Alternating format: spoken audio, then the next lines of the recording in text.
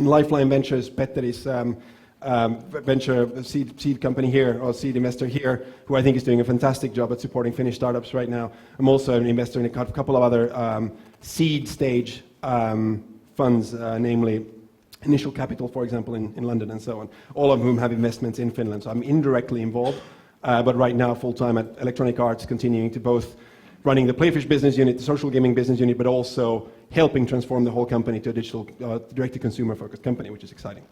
Anyway, that is my background. So what I was instead going to focus on, rather than just talking about Playfish or any of the other journeys individually, what I was going to focus on was sort of consolidated 5 lessons that I wish somebody would have taught me when I started 10 years ago.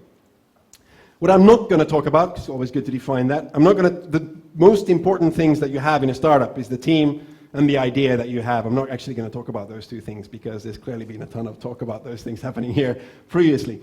Also, I'm not going to talk about metrics-driven iteration and the importance of feedback, lean startup, the various pirate startup models and things that you can read about in really good blogs, like whether it's Dave McClure or Eric Ries and others. So there's lots of good blogs to read about these things. I'm not going to talk about them. I'm instead going to talk about some slightly higher level lessons, if you like. When you think of approaching a business and growing a business, what are the kind of things that you should think long and hard about before making a decision?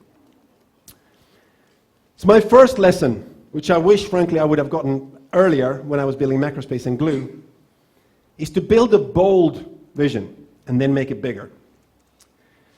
What I mean by this is that you can choose when you set up, whatever you do, even if you do the same thing over 6 months, you can choose to either be a company that makes a game, you can be a company that makes this little widget that might help some pharmaceutical companies one day, or you can be the company that transforms an industry. You can be the company that goes after